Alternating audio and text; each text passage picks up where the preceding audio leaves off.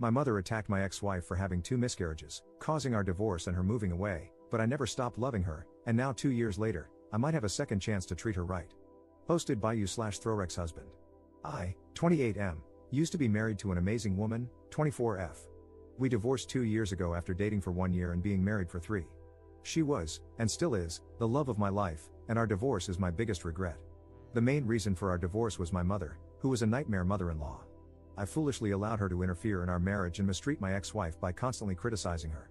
While I never called my mother to complain about my ex or sided with her against my ex, I should have enforced strict boundaries as soon as I realized she was a problem for us. I did go no contact with my mother twice, during my ex-wife's miscarriages, because I wanted to shield her from additional stress. However, during the second miscarriage, my mother found out about it by reading some texts on my sister's phone. She also discovered through those texts that it was our second miscarriage, and she went ballistic. My mother showed up at our home, and instead of turning her away immediately, I made the mistake of taking her into the living room to try to calm her down and explain things. My ex-wife, who was upstairs resting, was unaware that my mother was there. My mother pretended to calm down, but when I went into the backyard to bring our cats inside, she went upstairs, woke my ex-wife, and screamed at her for ruining my relationship with her. She also made horrific comments about my ex-wife being barren. By the time I got upstairs, 5 minutes later, as the cats weren't cooperating, my ex-wife was in tears. I kicked my mother out immediately, but that incident was the final straw for my ex-wife, and we split up a month later. We agreed to remain friends and acknowledged that we still had feelings for each other, but the relationship was no longer beneficial to her. After the divorce, she went to stay with her father in the UK and ended up getting a job through one of his friends. The divorce devastated me. I went no contact with my mother and started therapy, which helped me understand that my relationship with her was toxic. I learned strategies to manage communication with her, and now we're low contact, only speaking at family events. According to my siblings, she still doesn't see what she did wrong, so I have no plans to move beyond low contact with her. I've never moved on from my divorce. In fact, I think I'm even more in love with my ex-wife now than I was before. I haven't dated anyone else, and she's constantly on my mind. During the first 6 months of her living in the UK, we didn't speak. However, on our wedding anniversary, she sent me a text that read, "Happy anniversary," insert nickname she used to call me, followed by, "I thought we agreed to stay friends, loser." After that, we started texting each other occasionally, for example, on my birthday, her birthday, and my brother's birthday. For my brother's birthday, she sent his gift to my house, and I passed it on to him. Quick note, my brother is gay, and he and my ex have been best friends since childhood. He's the one who set us up on our first date, so there's no weirdness here. In her second year away, our communication became more consistent, resembling a typical friendship. During one conversation, I told her about the therapy I'd undergone after she jokingly asked if I'd cut the umbilical cord yet. She also told me about 2 men she had dated and how those relationships ended. I wasn't weird about it, but it made me realize how much I missed her and how much I still loved her. That night, I couldn't stop thinking about how I had ruined things. I still have our wedding rings and her engagement ring. Due to recent world events, she hasn't been able to visit anyone in the US, but she's moving back in October. I was actually the first person she told. Everyone in our circle is excited, and my brother is organizing a homecoming party for her. The party will likely be hosted at my house, our former marital home, because I'm the only one in the group who lives alone. My brother recently asked me if I'd consider hanging out with her one-on-one after she moves back. I wasn't planning to ask her, but now it's all I can think about. Since they're best friends, I wonder if she might have put him up to it, similar to how she asked him to set us up when we first started dating. I asked my sister for advice, and she said I shouldn't ask her to meet up and should wait for her to take the lead if she wants to. I do think she might still have feelings for me because, during one conversation about one of her breakups, she said, "None of the men over here can handle me like you can." However, her humor is generally flirtatious, so I can't be sure. I'd love an outside perspective. Would asking her out be the right thing to do? Thanks for reading. Edit. You've all convinced me to ask her now instead of waiting until October. It's late here in the UK right now, but I'll call her tomorrow. Thanks for all the encouragement. Edit. I wanted to clarify what I meant by low contact since I know everyone interprets it differently. The low contact I have involves only saying happy birthday to each other in the family group chat. We're never the first to say it to each other, and the conversation doesn't go beyond that point. Whenever she approaches me at family events, which doesn't happen often anymore, she usually asks how I am and for updates on my life. I give her one-word answers and greyrock the rest. My therapist refers to this method as civil no contact, which I think is a more accurate term. She initially freaked out about no contact when my ex-wife first left and regularly blew up my phone. Low contact has been more peaceful.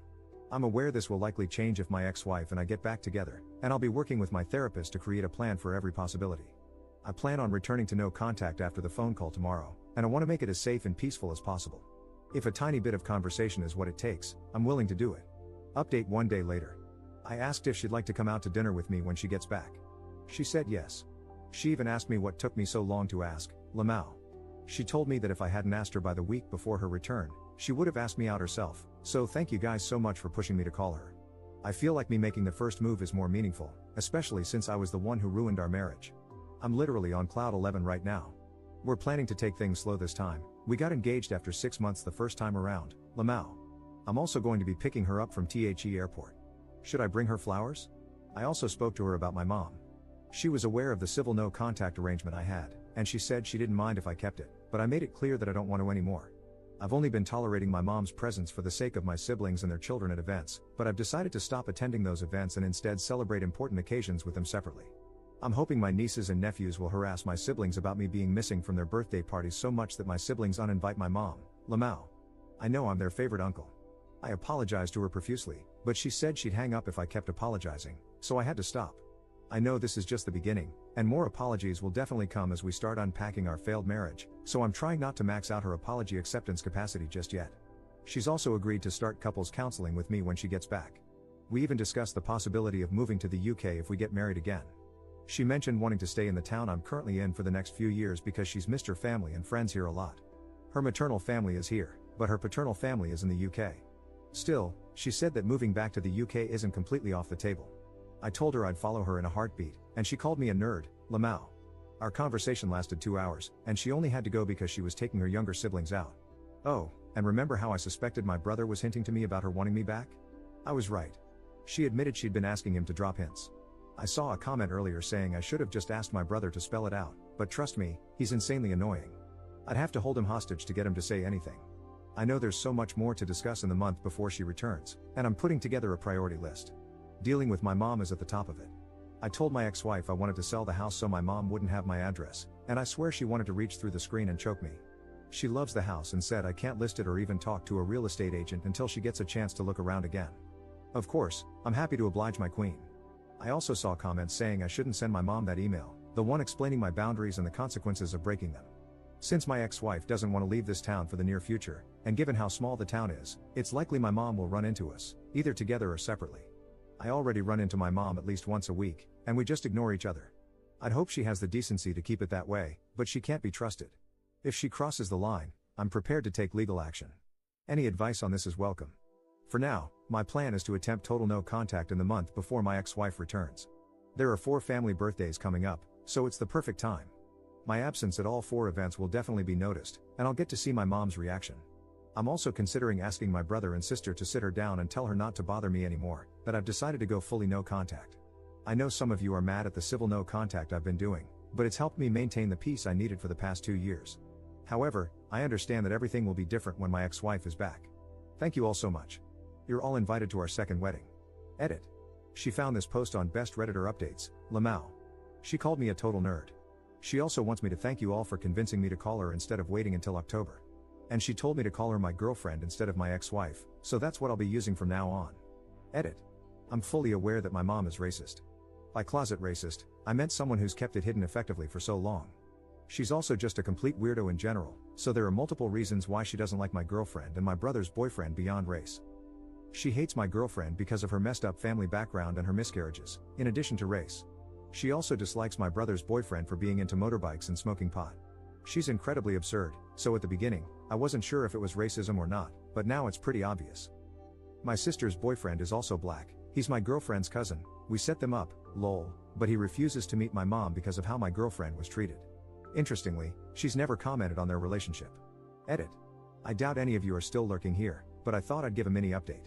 After spending some time on r/justnormal and speaking with my therapist, I've decided that the best course of action for re-establishing total no contact is to have a lawyer contact my mother. I reached out to a good lawyer today, and we're going to begin drafting a letter to send to her. Some of the things I've seen on here have worried me, so I've also started collecting evidence needed for a restraining order. I'm not sure how effective old texts and videos will be, but it's worth a shot. My girlfriend thinks I'm being too militant, lol. I think her time away has made her forget the worst of it, but she appreciates that I want to protect her. For clarification, since some of the comments seem to assume otherwise, we are not moving in together. My mother does not know the address of where my girlfriend will be living. Second update 1 week later. Success. I posted here a while ago asking for advice on keeping my mother away as my ex-wife, now girlfriend, returns to the town we live in. I'll be referring to her as my girlfriend for the rest of the post. I decided the best course of action was to have a lawyer contact my mother. The lawyer sent her a simple letter explaining that he was representing me and advising her to stay away, while also warning that I would take legal action if she didn't comply. The lawyer said he had to provide a reason for the letter, so it briefly mentioned that I had entered a romantic relationship and didn't want her involved due to her past behavior. It did not specify that I had gotten back with my ex-wife. This sparked a whole fight with my parents and older siblings. My dad even showed up at my house to argue with me.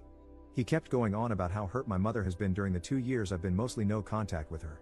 There was no mention of what she had done to me and my girlfriend. I like my dad, but he's a complete pushover who does whatever my mother wants. I didn't tell him I was back with my girlfriend, but I did tell him flatly that my mother's insane behavior during my marriage is why I want nothing to do with her now. He pulled the classic "she's your mother, she loves you, and you're really hurting her" argument, but I didn't back down. I explained that because the town we live in is so small and I already run into her regularly, there's a high chance I'd run into her while I'm with my girlfriend. I told him I didn't want her to lose control, so having a lawyer warn her was the best way to avoid escalation. I made it clear that the ball is in her court. If she respects my no contact, then this won't need to go further, and we can all live peaceful lives.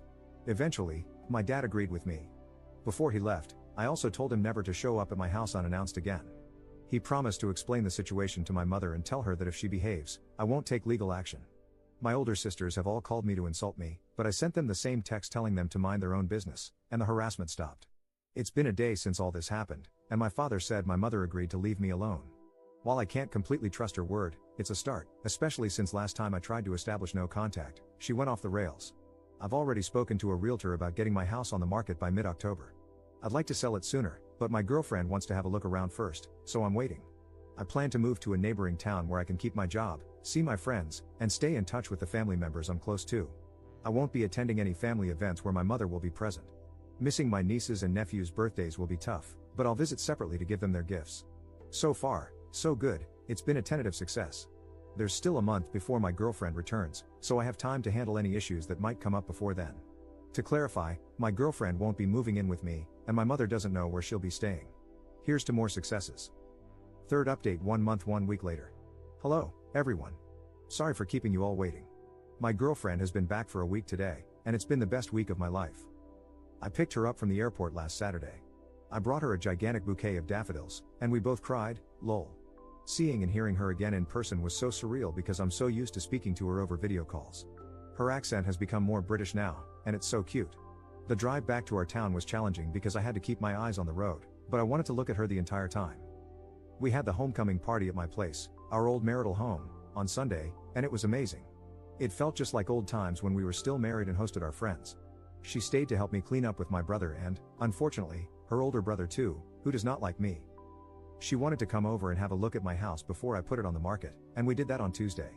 It was extremely emotional, and we both ended up crying, especially when we got to the master bedroom. When she left, I moved my things into another bedroom, locked up our old shared bedroom, and basically forgot about it. I only went in about once a month to clean it, but other than that, it stayed locked. Our old rings, a few things she had left behind, and some items that were too painful for me to look at, like framed photos we had together, were in there. She ended up taking her old wedding and engagement rings to wear on a necklace, which was really touching because I thought she wanted to completely forget our previous relationship and start fresh. I'm happy to know that she looks back on our past together fondly despite it being a hot mess. Yes, if we do get married again, I will 100% be buying new rings. We've hired a counselor to work through our relationship, and our first appointment is next week, so wish us luck. I also have an appointment to get the house valued next week so I can sell it ASAP. My girlfriend is currently staying with a family member and is apartment hunting, so we also have some appointments next week to look at places for her. The coming week is pretty jam-packed for us. We won't be living together for a while so we can take things slower than we did last time. Last time, we got engaged after 6 months and married 6 months later. During the week she's been back, we've spent a few hours together every day, except when I'm working, apart from Wednesday. I know some of you will probably be wondering about my mother, and I have good news. We live in a small town, so it was 100% likely that my girlfriend would run into her within her first week back. She ran into her on Wednesday, and my mother did not do anything. My girlfriend was out with her younger sister at Starbucks, and my mother noticed her, then turned around and went about her business like a normal person. I will never be open to re-establishing communication with my mother, but it actually looks like she's learned her lesson after 2 years of very low contact. Unfortunately, my lawyer said I probably wouldn't be able to get a restraining order against her, so I seriously hope she continues to behave. According to my siblings and father, she didn't even tell them she had seen my girlfriend. I need to clarify that my mother does not know we are back together, and I'm hoping to move to the next town over to keep it that way.